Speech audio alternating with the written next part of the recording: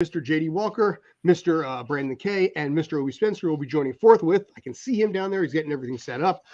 And this is the Sports Den, and we are talking this week March Madness because, by God, it is Final Four time. We got a bunch of stuff we're going to be talking about. We got a full slate here. I am perfectly fine with that. And we're going to be talking that. We're going to be talking a little WBC, World Baseball Classic Roundup. Lamar Jackson is looking for a new home, so I'm sure you guys may have a word or two on that. But, gentlemen, how the F are you? I'm alive and well. I don't know about you guys. I'm doing good. So getting over a bit of a bug myself, but otherwise good. Nice. I'm fully healthy and I'm ready to rock and roll, even if I am a few minutes late. That's okay. So, all right. So let's break this right into it. I figured, we should definitely start this off with Final Four because I'm sure you guys have a lot to discuss with something like this. You got a lot to go into. Give me your thoughts first off, if anybody got anything. Oh, boy. Who could find Florida Atlantic on a map before this tournament? Yeah, right? I think they're like the lowest seed to make a Final Four in about 10. The question, how far did St. Peter's make it last year? Sweet 16? Close to St. it, yeah. Peter's was Elite 8 last year. Elite 8, okay. So in that case, yes. At first I thought that he's like, lowest seed since them, but nope. No. Lexington was nice. It's been a while since we've had a sub 8 seed make the Final Four. I believe Wichita State was a 9 seed in 2013. Yes, I think so. That the Shockers. I think that was the big thing. Yes, everyone going around at the time going, why didn't anyone ever tell me Wichita was called the Shockers? Because the Shocker was also a thing then. Yeah. But, to me, I'm going to be perfectly honest. We're going to try to do a preview of something that, look, getting here was great, but now we're here. You know what? You know the old saying, enjoy the journey, not the destination. If I told you a month ago, hey, you want to go watch a FAU San Diego State game today, you would be like, no, I got something better to do.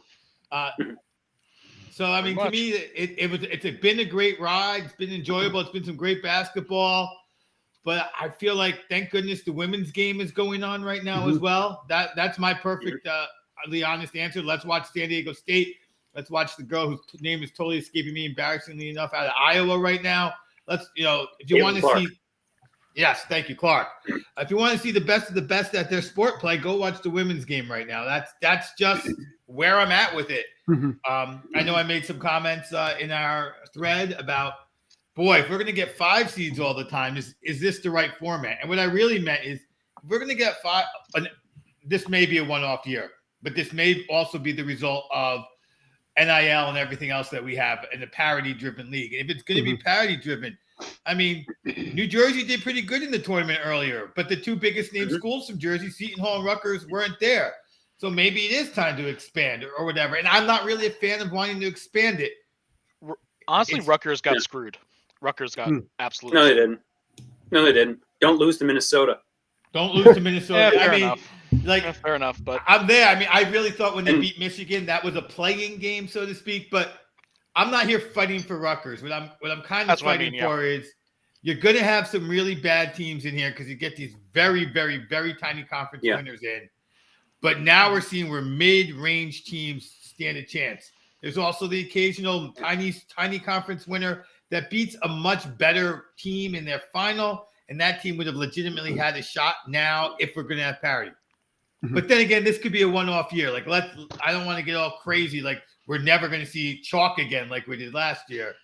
We had the chalkiest of chalk years ever last year. Yeah, the bluest of blue bloods. With Kansas, Carolina, Duke, and Villanova was the newbie of that crew. And then the pendulum just swung completely in the other direction this year. It's called March Madness for a reason. Yeah, and I'm just hoping that this is the madness of the madness, and it's not some sort of new paradigm is the word they like to use. And if it's not, and it's just it's a crazy one-off year. We had, I think, like I said, a great journey. I'm not interested that much in the destination. I'll watch the women's game, start prepping for baseball with it coming around the corner. NBA basketball is at its final stretch. Those things are going to take precedent of my time watching sports over these these games with these teams that I have zero vested interest in. I happen to disagree with that point specifically because if you said, like, I think if you say what the destination is and it's something you're not used to, and you said the exact matchup, Florida Atlantic, San Diego State, I'm going to be like, wait, what the hell happened during this journey that got these two teams to the Final Four? And then so it's kind of like a reverse engineering of thinking on that. I think it is. And then you have UConn. Historically, UConn is a powerhouse in college basketball. Miami has had a couple of seasons here and there and a couple of moments, but again, especially coming off last year when it was classic blue bloods, it was your powerhouses of powerhouses. I think it goes to my point where I say you can find players all over the country, unlike college football where it's really marginalized to South and Midwest. And look at these teams. Where are these teams from? The 3 out of the 4 corners of this country. Quite literally. So I think it does a great job of being able to encapsulate an entire country's audience. That again, the journey is part of this destination and March Madness. I mean, this is we all love this. This is all part of this. This is why the whole underdog phenomenon is so like idolized, is because of situations like this. And this happens to be that year. I mean, and then to your point with NIL and the transfer portal, I mean, you'll have to see kind of like over like a 4, 5, even 8-year span, how that really has affected the overall outlay of college basketball.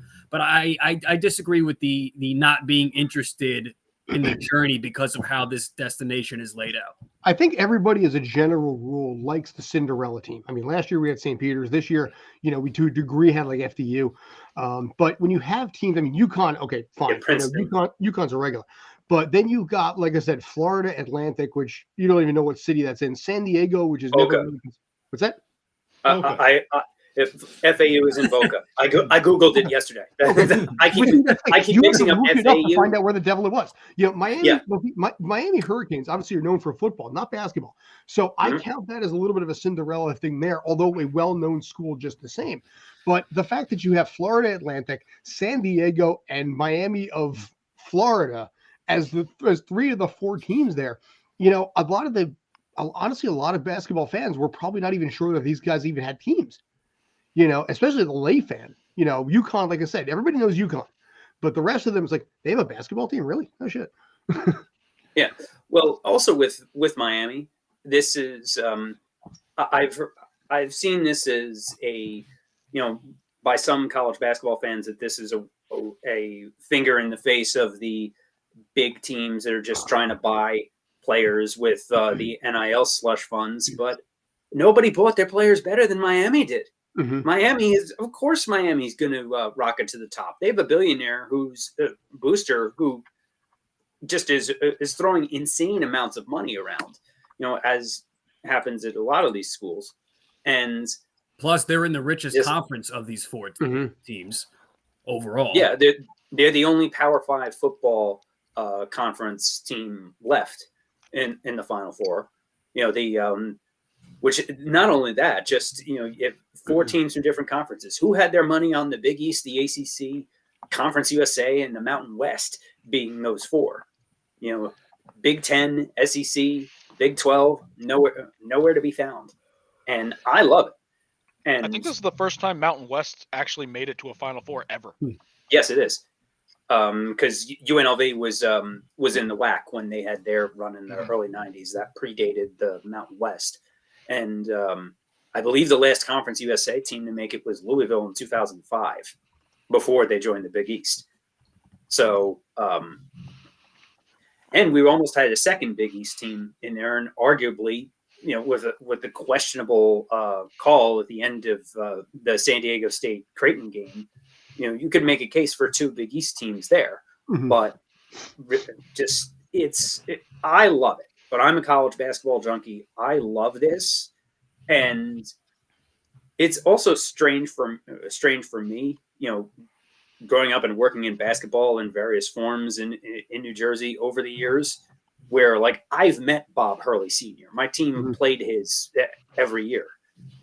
Danny Hurley went to Seton Hall. So it's my high school coach basically copied the Princeton offense, and the rest of the country learned what the Princeton offense was through Pete Carrill, and how the version that Mitch Henderson runs now is kind of like a modernized version of it that doesn't involve the killing off the clock component that was integral in the old days. I've seen a high school state playoff game that finished 36-34 final score in overtime. You're not seeing that anymore because there's the talent out there is better. The Ivy League kids could shoot the lights out, and they held their own against Creighton. So just this is. I think that this is just a crazy anomaly of a year, but there is more parity in the sport and more talent to go around, and with players jumping around the country for the best NIL offers they can get, it'll be interesting to see what's going to happen to these schools and these players. Florida Atlantic, the school is moving up, so in a way, the whole team is going to be moving up a level. The coach and the players, since they're joining the American next year, which is a step up from Conference USA, even though not quite Power 6 level. And San Diego State is just waiting to see what happens with the Pac-12, if they're going to be invited or if the Pac-12 is going to crumble and the Pac-12 leftovers are just going to fall into the Mountain West. We'll see what happens with that. I'm still kind of surprised that, because the Pac-12 it's not like a podunk conference either. It's become a podunk conference. Yeah. I mean, it's the Pac-12 is become really sad. I mean, it's like where the Big East was when the Big East got totally annihilated, when Big East tried to become a football conference and then it failed and everybody left. I think one of the big stories here has to be the Big East as a basketball conference. Yes. I feel like this year, if we can do this again next year, the Big East has returned as a basketball conference. Like, hello. And we talked about it last week. If they choose to grow and stay in that direction, they can be a shining star in basketball again. If they try not to make themselves grab the football money, which they is hard already to do. are. They're not going to grab the football money. Well, they already are a star basketball conference. They've been that since since they restructured. I feel like Villanova's basically carried it. Yeah, well, right. Before Villanova, it was just Villanova, but it has been growing quite a bit. Yes, they've had and arrived. I think that's where the difference is. They've had 5 entries in the NCAA tournament for the past 10 years. They've had at least 5. They've had 3 out of those 5 made the Sweet 16, and 2 of them were in the Elite 8. Mm-hmm. But last year they had 4 or 5. Year before that was 4 or 5. I think the year before that there was 7 of the 10 teams. The difference is there's now more teams advancing other than Villanova. Okay. Yeah. And it's facts versus appearance, right? Also, and I think UConn is out there smashing people. Villanova is still kind of being thought of now as a new blue blood, and now you got 2 teams in the conference. Georgetown just made a move. Granted, it was the in-conference move, and you brought in Patino. So all of a sudden, there's a lot of eyes going, oh, yeah, and the ACC's down this year. So if the Big East can do this again next year, I feel like it will be where it felt like it was in the 80s as a basketball conference. Yeah, I think they absolutely will do this again because basketball is an afterthought at a lot of these. The gap between football and basketball is now growing so much that basketball is an afterthought.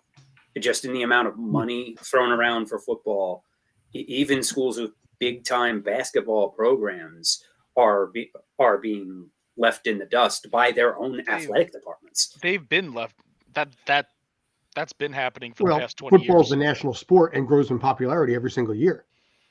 Football is a national sport. But college football is a regional sport. Yeah, but I'm saying in this case here, they move from one to the next. So football across every iteration. I mean, hell, XFL, USFL. I mean, even though it's spring league or fan-controlled football, these are getting national coverage. So you get a lot of these colleges that are focusing all of their attention because they can get somebody who's now on a national stage and say, you know what, they went to our school. It's easy PR that way. Not that you can, for every, how do I put this? You get a LeBron, or you get a Steph Curry or anybody like that. But you can get a bunch of those in the NFL now. So, but here's the thing about football. I feel like football, and you mentioned a lot of them, it's like superhero movies. Like, it's great. The NFL is the right, that's the MCU. Whatever they put out there, we're watching. And in college football, that's kind of DCU. And then some of these other things are like, I don't know. Like, Mirage I feel like ESPN's like, they love football. Let's just shove the XFL down their throats. And people are really going, no, thank you, Rock. I'm good. I'll wait till the good football. More people interested in Lamar Jackson and a guy who's not playing than the XFL. Which is true. Listen, that's a big deal there. But I mean, you don't see that kind of stuff. If LeBron goes somewhere else, you have the decision once. But if LeBron's like, I'm thinking about going somewhere else, it's not going to have the same impact. I don't think that even Lamar Jackson saying I want to go somewhere else would have. Right, but basketball itself is bigger on the international stage. Yes, bigger. That's true. I agree. So I mean, I think like you're right. The money's going to stay in the football coffers because people believe that that's what's going to feed their banks. But if you cut out a niche in basketball, I think there is a spot there to make that more wealthy for you independently than the entire sport as a whole. Does that make sense? It absolutely is a direction that the Big East should just keep focusing on. Let them be that basketball conference, because that will bring in good recruits to their teams. Yeah, you have your athletic factories like Kentucky, Kansas, and whatnot. But if you're a basketball player, they have the money and they could certainly NIL as many of the top players as they want. But the Big East, well, they still definitely have some money. They don't definitely have the coffers of, say, like the big football factory schools. But Georgetown has like a $2 billion endowment. That's because they have a lot of really big donors for their Villanova's not exactly in the poorhouse either. No, I think I went to the bargain bin school of the group. I think this Georgetown's kind of fall from grace has hurt this conference just in an image wise alone tremendously. Yes, and we'll see how this next era in Georgetown basketball lays out. But I think I agree that they should just be an all basketball conference. I actually really like that idea. And there will never bring in more recruits too. There will never be a football dalliance from the Big East again. And the other big part with this is that with the NIL pay to play, booster slush funds, whatever you want to call it, around the country for all these schools. Yes, football brings in money, but football also costs a lot of money. Just from insurance alone. From insurance, 85 scholarships, equipment, and all that all adds up. Only something like 20 athletic programs in the whole country turn a profit. Most of that is because of sunk costs in football. So schools in the Big East, that's the only thing that gives schools like Seton Hall or Providence or Butler a chance, is the fact that there's only 13 scholarship players on a men's basketball team versus 85 for football. So yes, so football has the money coming in, but it has more money going out, and you can run a basketball program and you don't need as much money for that. So if you need to bring in the NIL and stuff the coffers to pay these players, a school like I've heard, through a few different sources, that Seton Hall is better from an NIL standpoint than Rutgers is. Financially, they're better off because they have fewer mouths to feed. Because Rutgers needs to pay men's and women's basketball. You have football, you have wrestling, and all that. And that's the difference between the Big East and the big football schools, is that just the expense of a football team is not really talked about as much as the revenue coming in, because the dirty secret is a lot of them aren't actually making money, despite the billions being thrown out, despite conferences being torn apart, and you have crazy stuff like a UCLA Rutgers gymnastics conference match. And how do we get here?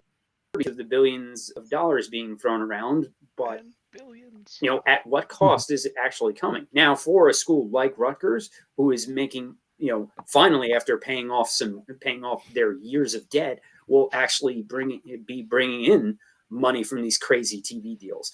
I'm curious how long that's actually going to last with the economic, with the economy being what it is, throughout the country. How long is this going to keep going on for? I don't even know. But for now, the money is coming in, and the money for the Big East. The Big East's demise, as eulogized 10 years ago by ESPN, without actually accounting for the fact that the Big East isn't actually dead. It's kind of crappy to have a eulogy for somebody. Yeah, it's a nice eulogy, but when the person standing in front of you is still alive, it's not all that nice. But that's what the Requiem for the Big East 30 for 30 was. Well, it was a Requiem for the original Big East. I will give it that. Like, because losing Syracuse, losing those schools does hurt. But and let the traitors rot at the bottom of the ACC. Oh, I love it. Oh, it's fantastic. And while Boeheim certainly dried his tears with the cash that he was getting in from the football program, he was apparently really against them switching conferences. So it's like I can forgive that. But now that Boeheim's gone, they can rot. Yeah, I mean, Boeheim, to his credit, fought against it tooth and nail. But and during the first go around, when Miami and Virginia Tech left, Syracuse, which was originally rumored to be part of that group, with Boston College leaving, but Boeheim kind of talked Syracuse out of it. Was the rumor, but the money got so big that a few years later he couldn't stop it. Yeah. But he can go run his 2-3 zone in the retirement home now. The whiner in chief. We hardly knew you. All right, gentlemen, let's go back to this for a second here. Just take it back. I'm going to go around the room because we're going to have to discuss this at some point. But do you guys have opinions on who's going to take these? All I know is that my bracket is just completely in cinders right now. We should mention that. I think there's going to be a pretty strong chance that the guy down at the bottom there, except Brendan. Hasn't he already won? Not officially, surprisingly not. I was gonna say, who else is the only other person? The my friend Steve is currently in the lead, 2 points ahead of Brandon, despite having Purdue as his national champion. So I guess I have more power. I just need this done. All of these points were just terrible. Everybody in the world did terrible. I think to get to Scott's question, I think the only people who are probably still alive, maybe there's a few Miami people, but those folks who looked at UConn and said, every out of conference game they've played, they've won by double digits, and they just were bad in the middle of the season. Maybe they really were the number 2. There was good. It wasn't like UConn was a huge stretch. It was a stretch enough. Brandon took it. And at this point, I think you'd have to be crazy to not be picking UConn. I mean, the FAU, San Diego State game, I don't even know. I have no idea. I mean, I'm picking UConn to be the team, one of the teams for sure that we're talking about. I mean, it's a safe bet. Yeah. I mean, they look like San Diego State has been playing like they belong, though. So it's not like the FAU run is a bit more unexpected. But San Diego State, the last 2 games, has been playing just as well as everybody else. With that one call from the officials notwithstanding at the end, but also Creighton couldn't hit the ball from the ocean for most of the second half. They couldn't hit the broadside of a barn with a cannon. Couldn't hit the ocean. They were, I think, 2 for 18 from 3-point for the whole game, something like that. It was easily their worst shooting half of the entire year, which is unfortunate because but to go on the point, shooting honestly, if anyone who was doing a bracket had FAU or San Diego State making the Final Four, or even the finals, they probably were just rolling dice on who they were picking by color. Yeah, either picking by color, by mascot, not by any reasonable stretch of the imagination. Like UConn, you could make a case for them being champion. Miami, bit more of a stretch, but you have diehard Miami fans that will pick Miami no matter what. So Miami was in the Elite Eight last year, so it's not like exactly. It's exactly. So and Jim there's a has case been here before. Exactly. There's a case you can build. FAU and San Diego State, no.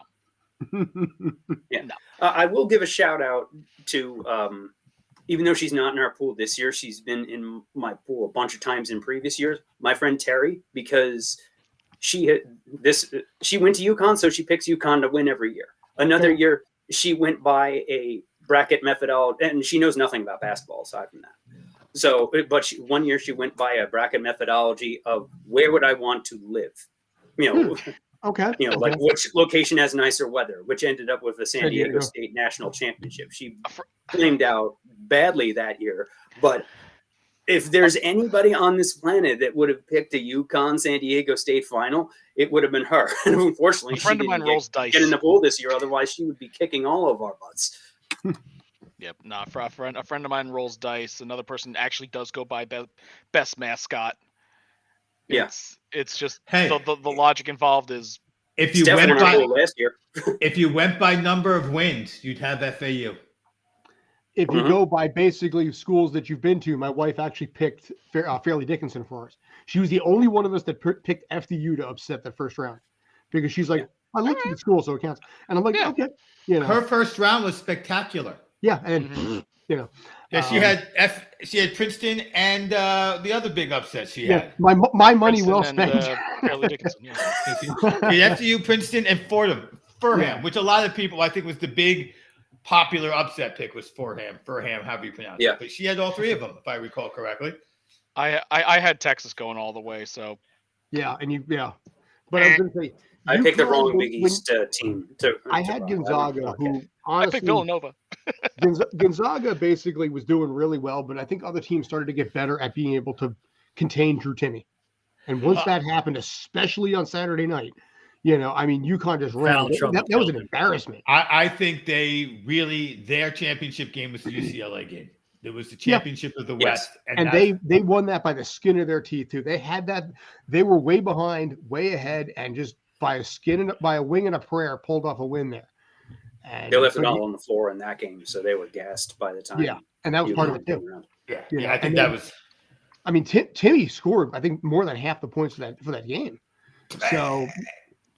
So yeah, once UConn was able to contain him and figure out how to work with it, the entire team fell apart. Yeah, and also the other thing with UConn is that the inside presence they have, the 1-2 punch of Sonogo and Klingon. Sonogo has been kind of inconsistent up and down over the course of the year. Seton Hall actually beat UConn, oddly enough, earlier this season. But UConn is undefeated outside the Big East. Dan Hurley actually said it in the post game, within the clips while they were cutting the nets down. He said, "We're back to out of conference games, so we're winning them all again." Because they're undefeated outside the league, both early in the season and so far in the tournament. The talent is there. Dan Hurley is a fantastic coach. Bobby was a better player, his brother, but Dan is the better coach. Oh, one of them took after his father. Yeah, go ahead, Brandon. They take after his father, who is, probably the best, arguably the best high school coach of all time, and a very sound argument at that. Brandon, what do you have? Back to since I am the only surviving member of our pool, I'm the only one floating still. My main reason, and by the way, Obie, you said I took them low in the season. I also bet them at plus 1,000. So come on, I'm rolling in on that one. And one of the main reasons, probably the sole reason why I had picked UConn to go all the way in this tournament, is that I believe they are, especially out of this group of 4 teams left, I thought they were one of the few teams or the only team that can win games in a multitude of ways. Mhm. You have the shooting, you have the physical inside presence, you have the getting out in open space and fast breaks and stuff like that. I think they are the most athletic of these 4 teams. And I just really don't see any of these teams stopping them. They just seem to have everything going in the right direction for them. They're shooting out of their mind. They're crashing the rebounds and crashing the boards like they're Dennis Rodman in the 90s. And I just really I think this Miami UConn matchup on paper and kind of it's kind of a head versus heart thing, because I think that game would be harder from a UConn standpoint than whoever they meet should they advance in the championship game. Especially if it's, let's say, Florida Atlantic ends up pulling up this upset too. I don't see FAU beating UConn in the national championship game, but I see San Diego State giving them more of a run for their money. But back to my point of seeing them being able to win games in a multitude of ways, I think for 2 more games, I think they're able to weather the storm, and hence my confidence in UConn. Fair.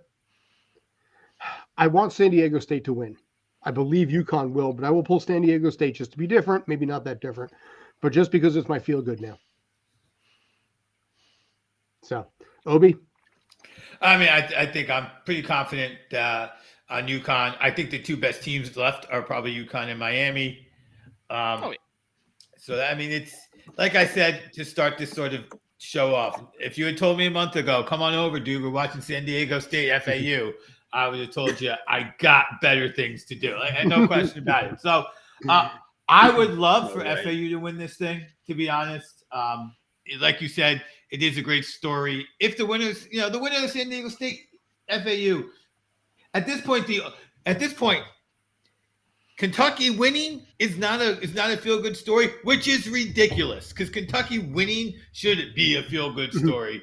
That's just where this tournament this year has gone. Which, like I said, the ride was great. Let's get some NBA basketball, preseason baseball, and let's go to the women's tournament, which I know even less about. You're ready for April foolishness? I'm ready for April foolishness. And, like I said, I know less about the women's game even than the men's game, but watching it is, you got this South Carolina team. UConn didn't make the Final Four there. I'm going to forget her name again, and JD's going to give it to me. I've been hearing about her. There was a girl out of Poughkeepsie who was over at Villanova, I believe, who was having a great season. Maddie Siegrist. Yeah, she like set like scoring record or something like that. It's Big East all-time leading scorer. She dropped 50 in a game against Seton Hall earlier this season. I think she took the record for most games in a row of 30+ points. Something like that. In like the entire women's NCAA. Yeah, she's one of the best players in the country. Oh, absolutely. Unfortunately, Villanova lost to Miami in the Sweet 16 in the women's tournament. Yeah. I actually watched that game. She was doing everything she could, but the rest of that team just completely crapped out. And it's unfortunate because they were in a prime position with all those number 1 seeds, with all the higher seeds dropping. They were in a prime position to go all the way. But also, as I mentioned before, with Miami throwing around cash, which of course in the world of NIL, that Miami is going to be one of the best. They've been dropping duffel bags of cash since the 80s for players, and they practically invented it. It's just now it's just out in the open now. Yeah, now they can be public about it. Yeah, but the Cavender twins on Miami's women's team, they're very good players themselves. So it wasn't like Villanova lost to a Fairleigh Dickinson type team, and they hung with LSU in the Elite Eight yesterday before LSU beat them to go to the Final Four. As for the UConn behemoth finally getting their streak ended, UConn women have been playing kind of at half strength for most of the season. They've Paige Becker's missed the entire season. They've had all kinds of injury problems, including at one point only having 7 healthy players. they had to postpone a game because they were down to 6, which is below the limit. So for the fact that UConn has been held together with duct tape all season, for the fact that they still made a Sweet 16 and still ran through the Big East, even with Villanova right there with them, they almost looked human. So just for any other program, they would have fallen apart and would have been under 500 dealing with all the adversity that they did. So getting to only the Sweet 16, UConn will be back next year. They may not be but they have Azzy Fudd and H. Becker's coming back. So they're not going anywhere. We'll see what happens with how Villanova fills in for Maddie Siegrist. But the Big East in women's basketball, which was seen as UConn and a bunch of scrubs, they had 5 teams in the tournament on the women's side. The ESPN and others have said on the men's side that the Big East was Villanova and a bunch of scrubs. Well, now you have Creighton in the Elite Eight. You have UConn in the Final Four. They've had the best results out of any conference in this tournament collectively. Yeah. So, not only did they have the best results, but UConn, as a team representing them right now, has beaten every comer who wasn't, like we said several times today, who wasn't in the Big East. This seems to, like I said earlier, and I think we've talked around the bush about it way too much now. This is the Big East. This is a shining moment for the Big East, not their shining achievement, not their crowning moment, but as I feel, a return to the star that they used to be in college basketball with the offseason moves at Pitino. And if Georgetown starts to be a team that people fear, even a slightly above 500 team for the next few years and can maintain it, get themselves one big guy playing center again, and don't really just get that next Georgetown center out there. But now who can shoot from 3, because that's what big guys can do now. It'd be great. It'd be great for the Big East. Absolutely. And as we discussed with Tim last week, just it gets the Georgetown villain status back, because that's a great way to become a villain again, is to poach a coach from another school within the same league, who is now public enemy number 1. And oh man, the stuff on the internet is ugly. About Cooley's departure from Georgetown, how that has all the dirty laundry come out with that. It's yikes. is all I can say there. But so things are exciting for the Big East now, going forward. Seton Hall fans are panicking because it feels like every other school is passing Seton Hall. We'll see what happens with the player movements, is what I now call college basketball free agency. We'll see what happens when free agency opens next month and what players move around. Nice. All right, gentlemen. But I'm thinking UConn over Miami by 5, and UConn over San Diego State in the final. Okay. All right. So, want to throw this picture at you guys real quick, just to get your thoughts.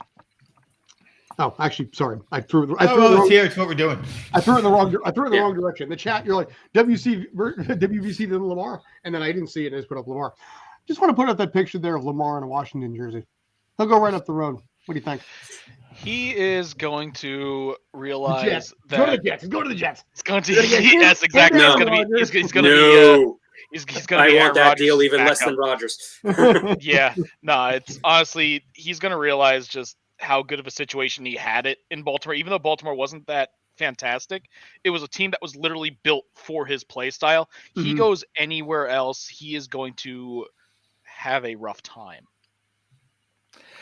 I think it's like he'll do okay, but he won't have what he did in Baltimore those past couple years.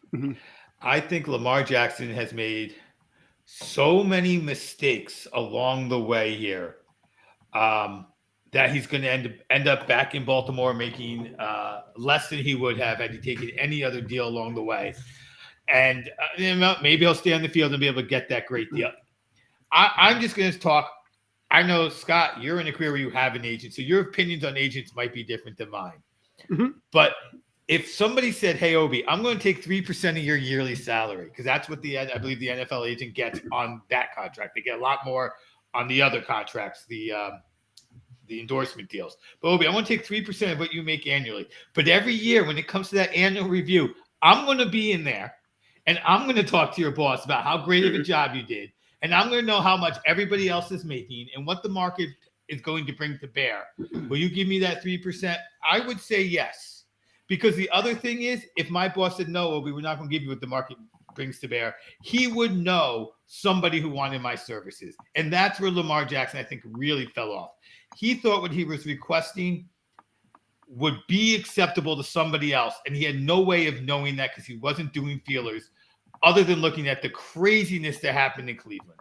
Mm-hmm. And so now he's put himself in this position where he turned down even what he says, $133 million guaranteed money. Now, again, I'm not against anyone making as much as they can. And if he feels he wants to make more, then he can go ahead and make more. But the difference between $133 million over 3 years and any other number is purely ego. And that's just what that is. That's a lot of money that is going to take care of you. But hey, you think you're better than other people and you want more, then I appreciate that. You should be given the opportunity to get it if somebody will give it. So I'm not angry at him. But in addition to the agent mistakes, he's trying to break too many other pieces of the NFL. I just think he's made too many mistakes at once. He's going to end up on this smaller contract than he would have gotten, even than just a general. I think part of the problem with Lamar is the fact that his manager, he's the Dennis Schroeder of the NFL. What's that? He's the Dennis Schroeder of the NFL, betting on himself and takes a contract 10% of what he could have. I mean, his mother is his manager. So first of all, you have a manager, by the way, who has one client. This is not the Scott Boras or Drew Rosenhaus or somebody where it's like, okay, we're going to play this game over here because we got these guys over here we got to work with. It's like basically it's like Jerry Maguire with the one contract. I was gonna say, isn't Aaron Judge's agent have a very, very slim list of clients too? Yeah, and it's a little different though. There's a lot of layers that happen. Yeah, which is fine. The problem is in this case, it's his mom. His mom is not going to be as real with him as an agent is going to be. If an agent tells you you suck ass, they're going to tell you you suck ass. Your mom is not going to be like, Lamar, you're sucking here. Depends on the mother. And that's a manager, not an agent. Depends on the mother. Some moms out there who mine probably, This is also where I say that part of I get a lot of this narrative and a lot of this conversation stems from what happened in Cleveland, but you can't sit there and say this is either Cleveland or Deshaun Watson's fault that Lamar doesn't want to pay 3% to an agent. That is not their fault. No. It's Lamar's fault that an agent didn't tell him that he's an idiot for using one contract by one stupid team as his comp, saying, I need this money because of this one case. That's what the difference is. Yeah. Also, one thing I want to say, this is not collusion. Yes. The fact that nobody wants to give up a crazy amount of money for somebody who's delusional and give up 2 first-round picks for the signing does not mean that all of the NFL owners are out to get Lamar Jackson. No, it means he's an idiot who set his price too high, and other teams see a quarterback who gets hurt every year and essentially quit on his team in the playoffs last year. And what other job can you essentially not show up and say, oh, give me $200 million guaranteed, and then be surprised and then act shocked when they don't give it to you? I think actors, if you ask Marlon Brando. Marlon, basically the cue cards are literally on Robert Duvall during Godfather, Brando. But if you look at Lamar Jackson, he played 12 games each of the last 2 seasons. So that's 12 out of 17, 12 out of 18, including a playoff game. So you look at something like that, and teams are going to look at that, and owners are going to look at that and see there's injury prone there. And on top of that, the drama on top of it. And you're like, no, I can find something better. The draft is coming up. We can bring in some, a Mitch Trubisky or somebody like that, Randy Dalton, a journeyman in this case, while you train somebody else to bring him up. You don't need the headaches and the hassle and the aggravation that he is unfortunately putting on both Baltimore and basically anyone else that wants him. And that's what I've been saying for months now, and I want people to admit it. He is a diva, just like everybody else. Mm-hmm. And until we can just permanently just bury the whole diva narrative as just a criteria or just as an argument point, like everybody is. So let's just throw it to the side. And I wouldn't even touch this Lamar situation with a 3-mile pole. What will be interesting is if what Lamar's situation actually leads to, because here's the other thing. If you're the union, yes, you want Lamar to have as much money as he can get, but you also know you have this you have a very tight cap. And if quarterbacks continue to get all the money, all the other players don't. So is the union going to start to fight for an exception, which the owners might do because they're going to have opportunities where they're going to miss out on guys like Lamar? Because if there was some sort of exception, whether it's purely a quarterback or whatever, we could work on that. But yeah, I think that Lamar is going to end up playing on this non-exclusive tag, which is worse than the exclusive tag, which is less than $133 million guaranteed. And if he gets hurt again, it's not going to be like the other guy who only won one playoff game, Dak Prescott, whose injury was seemed less due to his style of play and more to freak accident. So, I mean, that's what he's got. He gets injured at the end of the season. So it looks like it's a continuation of work being put upon him. But Dak has never caused any of this kind of drama. No. I mean, the Cowboys themselves as an entity are drama. But Cowboys make their own himself has not. No, this is true. Dak has been pristine over there. Right. Lamar Jackson is experiencing basically the running quarterback degradation that pretty much all running primary quarterbacks experience. It's funny when you think about it. When you look at the Dallas Cowboy quarterbacks throughout the decades, they've all been pretty much low maintenance. I mean, when is the last time you had a high drama QB? QB. Yeah, player. Oh God. Yeah, Quincy Carter wasn't Quincy Carter. I don't know. Did Quincy Carter or Quinn Williams ever do anything weird? That's because all of the drama comes from the ownership suite. The ownership, wide receivers too. Yeah. And you get paid. Every wide receiver in the league is a diva. Every big so much. One, to be the Dallas Cowboy quarterback. I mean, when I say get paid so much, you're in a Hulu commercial without any Dallas Cowboy stuff. You're in a sleep commercial. You're in a yoga commercial. That's three national choice basically for Dak Prescott to do a mattress commercial. It don't matter. If they're paying him. He's also in that Direct TV commercial with like the housewives mash. Oh God! Like that was the Hulu commercial. Okay. It's By the way, if you notice that commercial, originally they were all in cowboy blue. And then randomly, at some point, they changed all the jerseys to purple. And I think they had to fix. I think they fixed that in post because I'm not sure. Maybe somebody on the inside with the Cowboys were complaining about that because it was Dak. Because the original commercial, it was all cowboy blue, and then it was suddenly just out of nowhere, suddenly purple. And it's like their trademark request got denied, so they fixed it. It might have been something like that. Yeah. I believe you, but if somebody came back and told me that was one of those Shazam things as well, I believe that too. Right? Who knows? Yeah. One other final point about Lamar is that also while this drama is going on, the Ravens essentially can't do any other offseason moves because they now have a $33 million salary cap hole that they have to keep. Go ahead. Right. He's holding them hostage even more than Aaron Rodgers is holding two teams hostage right now because the general managers are in a game of chicken. I would argue the opposite. The Ravens, if they want, can say we're only going to pay this much, and we're going to build around the fact that he's coming back under this tag. And if he doesn't, we'll have 2 first-round picks and then change what we do then. Like they can they have a go-forward process if they want. Yeah, but they don't have a backup plan. At least the Jets, as crappy as it is, have a backup plan. They got Huntley, who can run. He's also a restricted free agent.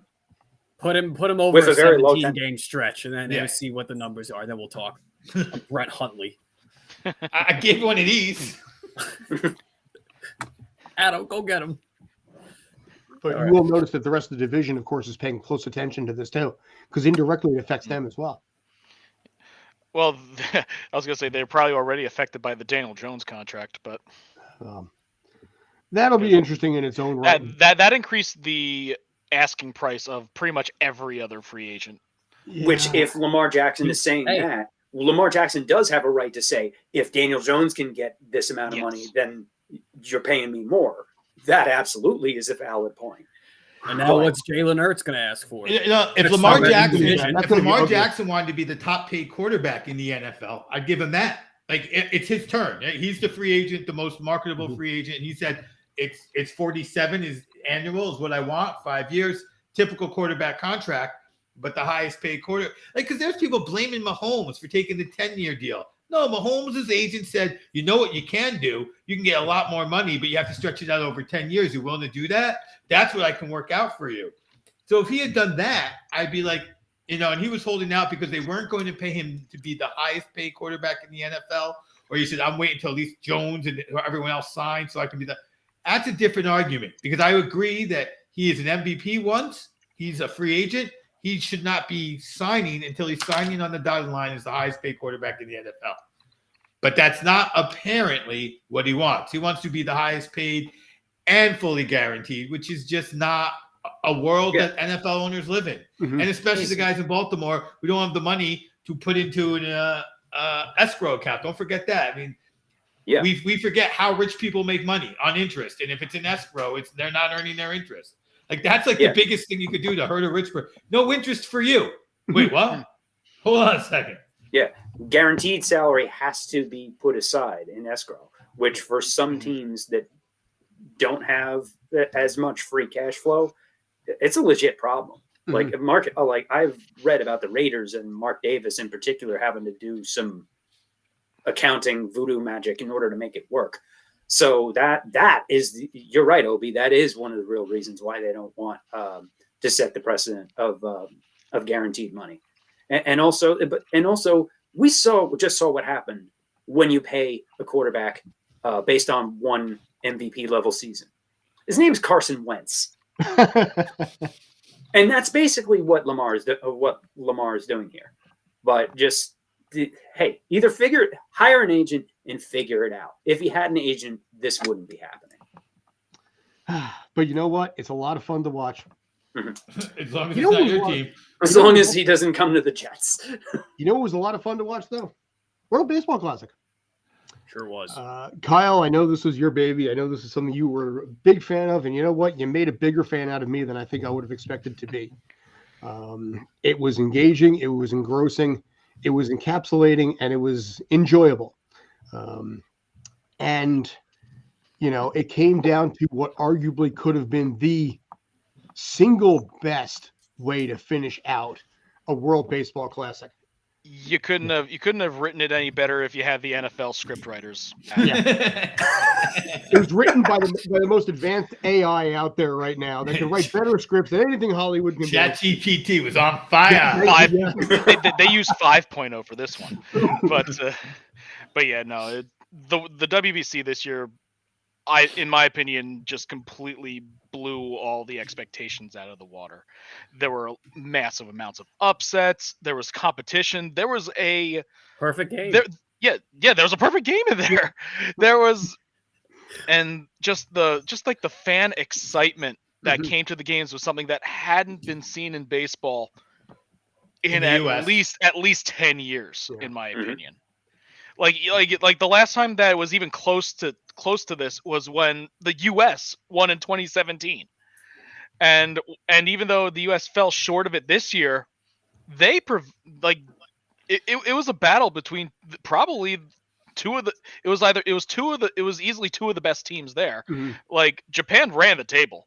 They basically didn't lose a single game, and like out of out of the top three teams that I had overall, the Dominican, the U.S., and Japan, you can only have two in the final, and what do you know? Two of them made it. But there were some really amazing games, amazing endings. Like Japan made it to the finals on a walk-off double against Mexico. U.S. was losing against Venezuela in the quarterfinals until they were losing by 2 runs until the 8th inning when Trey Turner cracked a grand slam. It was so filled with moments that you would put in essentially an advertisement around the world for, here, why don't you try playing baseball? Why don't you make a baseball team? Why don't you play this game? And this WBC just was an entire highlight reel of why this sport is still fantastic, even after all the Rob Manfred nonsense, even with all like the behind with all the ownership drama.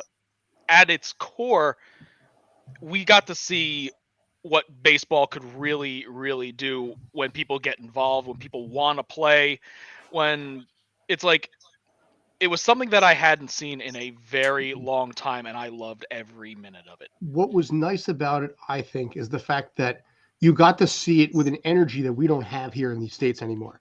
You know, I want to see if YouTube's going to let me do this. There's still some energy, but this was something that had never been seen before, or at least not in the U.S. Let me see if I can.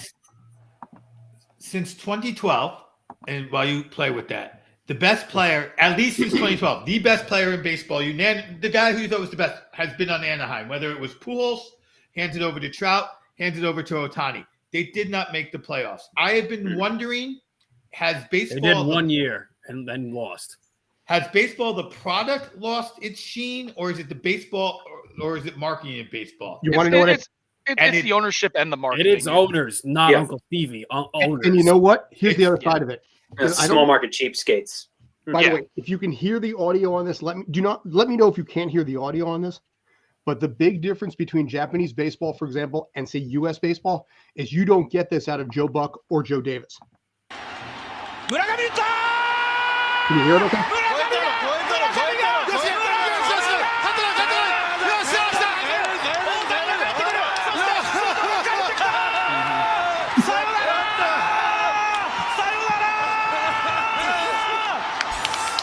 Sounds like soccer. That's exactly what it sounds like. It's like soccer announcers. It's like American versus foreign soccer announcers. Mm-hmm. It's incredible, and it's like if you put the energy into trying to make the games seem exciting, feel exciting, having that crowd electricity, having the announcers actually be into it instead of just talking about. It's like, don't get me wrong, I love some of the stories that the old baseball players have during the games, but it's like I'm listening to say like the Yankees broadcast on driving around, and it's like, yeah, the stories are interesting and all, but it's like when something happens, there really isn't. What's it called? It's like it feels like the announcers are there just are just there. Yeah. It's like they aren't really putting in the energy needed. Yes. And while yes, I get it. The games are long. It is tough to be high energy. It's too long. Yes. Yeah, but it's not like those Japanese announcers are living on a different time. No. They just have the same length. The Australian ones were the same way. They had, they wanted to be there. They were excited to have it. Here, I mean, Canadian announcer was fun too. They put some of the games on the Fox Sports app. You know, which the broadcast. It's like I understand. Fine, Fox gets the broadcasting rights, but then they did nothing with it.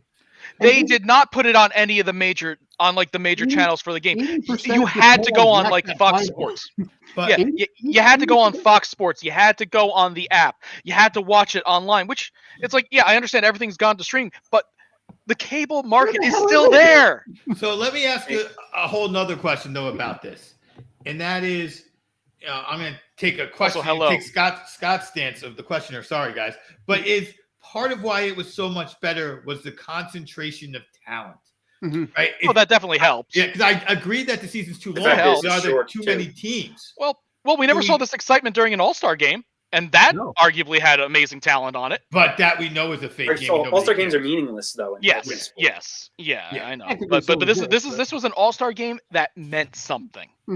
Yeah. And I wish that they had a WBC every year because of this, or at least like a cup type tournament, because that would create this electricity. It had a beyond a playoff atmosphere. It was I would ridiculous. love to see them. I would. This will never happen, but I would love to see them do, instead of an All-Star break, take a 2-3 week break in the middle of the season and then do this, and then you'll get more attention in America. I know that hell will freeze over before that happens, because baseball is still good in short bursts. We see it in the playoffs. It's the 162 game unwatchable slog of the MLB regular season that is the issue, and half the teams not even trying to win, and between idiotic media arrangements where most of the fans can't even see the sport. Yeah, you can't grow fans if people can't see it. Yes. So a lot of the baseball is dead narrative is more of the WBC proved it's an MLB problem. Mm-hmm. It is not a baseball problem. It is a Major League Baseball is not problem. Dead. It is an American problem. But baseball in the rest of the world is fine. Dude, even Great Britain was fired up about it. Baseball is growing in England. Their horrible outfits made it better. It made it better. It was like it looked like that school that has like the 4 kids, like, we're gonna play, and we built our own uniforms and we got there. We won a game. That was smart. We Microsoft Worded our own uniform. But you know what? It drew attention to England in baseball. Oh, it did. Yeah, absolutely. I got to go with the anti-press. I don't always agree with it, but anti-press is good. Press applies here. Yeah, no, absolutely. Because they won the game, and it was like School of Rock or something. Oh my god! All they did, theirs. And all they do when they go on social media is watch the rest of the baseball world laugh at them because of their jerseys. Yeah. And me, I was joking about it. I didn't feel bad for the players. Yeah, are they going to do Comic Sans next time instead of Helvetica? I'm hoping Wingdings. Yeah, I'm hoping Wingdings. I'm not going to hold my breath, but I would bet hell would freeze over after the idea of a midseason break would take hold. Because if they refuse to reduce games and they refuse to reduce teams, they have to import talent. And I mean, I felt like Manfred thought this was a huge success, because you heard Manfred already going. American pitchers are going next time. Mm-hmm. We hope. So, but I don't think that he's right that they're going next time. But if they lose again close to Japan or somebody else, and Great Britain's if the world keeps coming, then baseball has to, so. And pitchers would be like, look at Edwin Diaz. But I will bet that hell freezes over after the midseason. I think closer to hell, but I think we need to be an out of nowhere team like a Great Britain or Israel or some Australia, somebody who to win the World Baseball Classic in order for that to happen, because Japan, Cuba, Dominican Republic, they're established baseball powerhouse countries, but we have more up and comers in the tournament. One of those up and comers beats the Americans. That is going to be that's what fosters change. We got the dream team in the Olympics after the U.S. had their butts handed to them by the Soviets in '88. So it takes losing on a big stage and getting embarrassed in order. These are different players than they were 30 years ago. You don't see. I don't see that degree of patriotism you would have seen back then. Well, the other thing is, like, there are 3 real baseball powerhouse teams: the U.S., Japan, and the Dominican Republic. So for the teams in Group B, knocking out the Dominican in the group stage is huge for them. Was absolutely absurdly huge. Like Puerto Rico against Dominican Republic, it was a group stage game, and it felt like Game 7 of a World Series, because it really was whoever wins goes on. Yeah, and you might not think they're that patriotic, but wait till they lose to an up and coming team that the country is having friction with. Like if this year was China, I mean, I don't know. Wait. And China lost all 4 games. China got killed all the way through. I know. I'm saying. But I'm saying, what if? Yes. Yeah. Like that will all of a sudden. Craig Kershaw's like got the bionic elbow. I'm ready to Do go. do we have a country Kershaw rival? would have been in it were it not for the Roger insurance. Clemens is like, I'm in. And we saw with Diaz why the Jamie insurance Moyer is coming so from the important. grave. Yeah. I don't know. Does the U.S. really have any country rivals like they did, say, 30 or 40 years ago? Not in baseball. Like maybe Japan. Like Japan. Japan and Dominican are their best. Life and current events. I mean, Oh.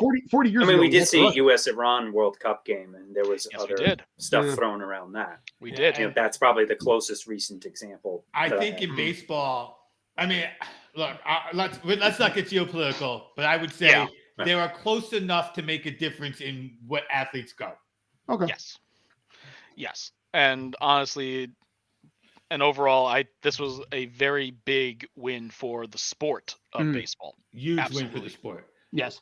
Yeah. No, and it's like, but the thing is, like, games like this will get like younger, like kids to really be more into the sport, because you see the Olympics every 4 years with like these dream teams for in basketball.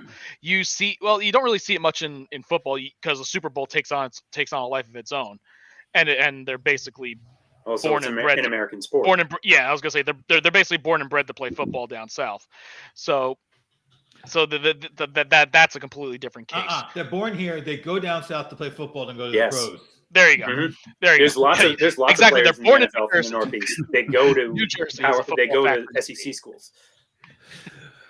New Jersey is Alabama's biggest source of football players. So look, here's the thing about the WBC. First of all, I think we all agree. Big win for baseball. Showed that MLB is the problem. And what does Mike Trout do immediately after it? Build a golf course. Have you heard this? Yeah, you're right. I just saw that article today. Yeah, he's with Tiger Woods, and they're building a golf course in Jersey. In Vineland, New Jersey, yes. I was going to say it's got to be in South Jersey somewhere. Yeah. Where he was, where he's from. So Yep. Yeah, it's also the only place with land that you can still build a golf course. There's plenty of farms down here. Yeah. Yep. But yeah, no, it's like I was glued to the games throughout the entire way, and I was definitely tried to showcase some excitement to get more people excited about it, and Worked here. hopefully it worked. But and hopefully this improves again, because it's like, yeah, the US won in 2017. They may have lost this year, and they're basically one of the they're one of the teams that all these, as you mentioned, up and comers will count. If they beat the US, that will be a notch in their belt. Mm-hmm. So it's like, yeah, Great Britain took a win against I think it was Canada, which was fantastic, and it turns out that win kept them in fourth place instead of fifth, which means they get an automatic berth into the next World Baseball Classic. I love it. But and the other thing is with the 5-team tie in Group A, that's crazy too, because it basically took and with the way the tiebreakers work, that freaking calculus that was going on there, that put Chinese Taipei in fifth. And so they're going to have to do play-ins. That tiebreaker thing was the craziest thing I'd ever seen. About it was essentially if a train leaves Newark or whatever, then it pretty much boiled down to runs against. But yeah, it's like in case there was like ties and runs against, then you go like this. Then if that was still tied, it went like 5 or 6 steps. But yeah, Chinese Taipei has to do a play-in game next season. I figured that China would be last inside their group, either China or Czech Republic, and that pretty much played out as kind of how I expected, with Australia and Korea being the flip-flop there. Italy snagging that second spot was amazing. So who automatically qualifies? Is it the top 4 in each group, you said? Top 4 in each group qualifies. So there's essentially 4 play-in spots for the 2026 one. So China, by the way, the fact that China missed out on this, you're going to see them probably come back with a vengeance. Maybe. But I'm not sure how big of a baseball program they have. I know they have a lot of players that play in Japan and whatnot. Like they have players that play in Japan, and I'm not sure how many play in the Taiwan League. But Colombia has to do a play-in game, and Nicaragua. Yeah, I figured Nicaragua would be the one who was the odd team out of Pool D. and I think like the Israel team, like the team management was complaining, it's like, why are we inside this group? Why was this group so hard? There was that one country that was out of nowhere. Yeah. Like Yeah. Great Britain versus Europe versus all the North American teams. Which makes sense given their location, which means that honestly, I think Israel should have been inside that section. But then again, like looking at the groupings of U.S., Mexico, Canada, that's all North America. So and then they had Colombia. So I think the only other team would be like maybe Puerto Rico being associated with that. But even then, it's like I heard them speaking about this on like the MLB morning, like the leadoff spot or something like that, where it's like how the groupings were done. They basically did that to create as much parity as possible. So while there wasn't like a Europe only parity, throw Israel in the middle of Latin America. Well, they basically had it so that there was like a quote unquote powerhouse in each of the divisions, or at least a well known or like an established team in each of the division in each group, and then they kind of built it from there. So yeah, you did have like the odd team out, which is what happened to Israel. So it's like, unless they made like an entire grouping of just European teams, which would have been essentially Netherlands, Czech Republic, Israel, and Italy. So who would be the odd team out in that one? And you would throw maybe one of the more. Would you throw Cuba over there? Would you throw Nicaragua over there? Would you throw China over there? You would throw them, I guess, maybe the more eastern of the Asian countries.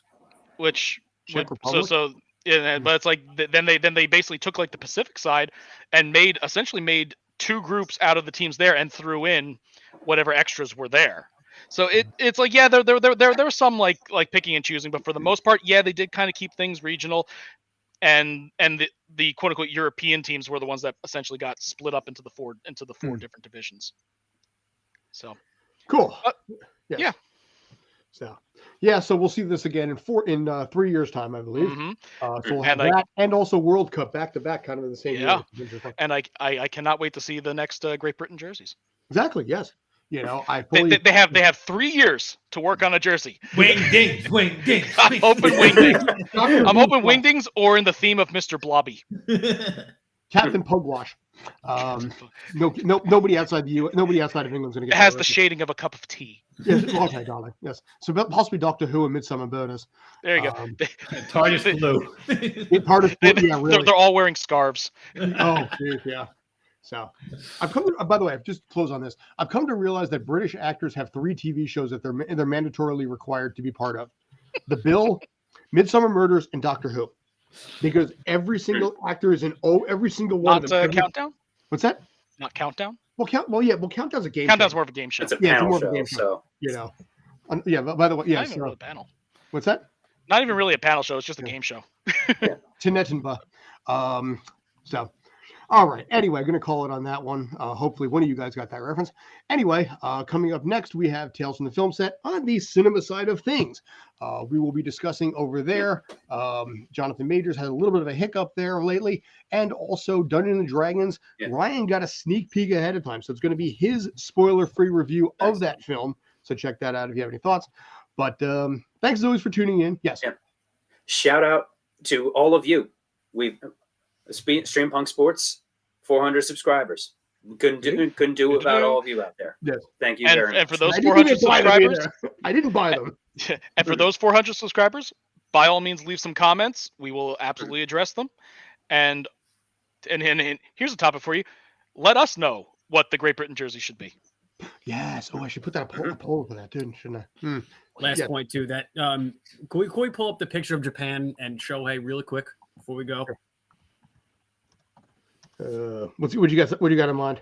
Just what he wants. He wants to get a look at him in the Mets uniform. He wants to look at Shohei. Well, I was going to say that's the face that Shohei's going to make when Uncle Stevie signs him for 10 years, $550, and everybody in New York is just, we're all throwing our arms up in say hey Shohei celebration. All right, let me see if I can pull this up here. When JD and I are like, all right, we're getting season tickets. We're going to commute up every weekend. There it is. It takes me a little while. Are the Mets coming down to Philly? Yeah, he's about to knock off. Pete Alonso. He's up next. Probably strike out, but that's all right. Alonso, I think, yes. went like 2 for You can 2 for easily 15 in Photoshop the a best. vaccine he of this. no, you know what? He didn't go. He got his slump out of the way so he can start the season off strong. That's what this was. Hi, Oh, there it is. Hi, Codeo. Oh, There you go. I mean, come on. They are Look at that. certainly They've a had front problem runner. with the arms. Come on. Honestly, yeah. it's probably going to be between the Mets and the Dodgers to see who signs him because Yankees ain't going to be doing much with Hal there, Yeah. and Angels. They're And too he busy- does not play the a Angels. lot more for Clickbait, Wi-Fi. but I wanted to show it anyway. They're This They're is too busy 100% paying clickbait. Brian Cashman, so they can't. They're too busy. Can't pay for Shohei. They're too busy paying for Aaron frickin' Boone and Aaron Hicks. Yeah. That's who they're too There's busy. too many Aarons in that building. It really Oh, is. you It's a see- lot. Damn it, It's AA Ron. getting out of control. Maybe Aaron Rodgers to go be a pitcher. But did you see the video that the Too Yankees many posted on their A's in YouTube that channel? lineup. They had a video on there. Anthony Volpe got called up. Oh, The that Jersey was Derby. Yeah. that. I think is a fit. Kudos to him. He earned that spot. Yeah, but the And problem congratulations, $9 a flight for Wi-Fi. Welcome Yeah, to well, the show. yeah. But what was funny When you about get paid that much, you can afford it. But what was funny about it is the fact that they were like they brought him in. It's like, it was Cashman and Aaron Boone. Aaron Boone's like, listen, I hate this part of the job. I don't like to do this. You did great. We really think that you can learn a lot in the minor leagues. Appreciate all the time. And they just set this poor kid up that he's going to go send down. And they're like, we believe that you can get more experience, basically with welcome to New York. And it was one of those things that it was With the great big league setup, team. but they never told the kid. So he's listening Oh, to yeah. all this, being like, I'm being called, basically sent back down again. And it's like, oh yeah, J.K. Laws, actually we're really calling you up, and everybody got a laugh out of it. I'm thinking to myself, if I'm that kid, I'm like, dude, I'm taking this, but I'm not happy right now. Yeah. He. Honestly, I think they've done that with like a few Yeah, players. it's pretty lately. common actually. Yeah, I know. Yeah. Like I think they did that with like Nestor Cortez with the All-Star nod or Mhm. something like that. Yeah, There's a reason why they put that joke in Major League Mhm. Yeah. because I don't- teams have been doing that for years. When Domestically. 35-year-old I think someone's Jimmy having a Morris, bit of fun. when 35-year-old Jimmy Morris got called up to the Tampa Bay Rays back in 1999, they said, we need to talk to you in the office. It's okay. You can relax now. And that's what it was. They prepped it ahead of time. And it was him and Tom Candiotti. If you remember that name? He was in the minor league system over there at that point. Yeah. And they're like, listen, you can relax. You're going up. So All right. anyway, yeah, you can tell I'm losing it. So, Yeah. Yeah. We don't want Yes. you dying on show. oh yeah, COVID's Go a rest bitch. your voice. All right. We should sign Check, off. checks out for the next show on Stream Punk Cinema. Yeah. So thanks as always for tuning in. I appreciate it. Coming up next, we do have the Stream Punk Cinema, Tales from the Film Set on that side, Dungeons and Dragons, spoiler-free review by Ryan. Thanks as always, JD, Kyle, Obie, and Brandon. I'm Scott. Thanks as always. Take care.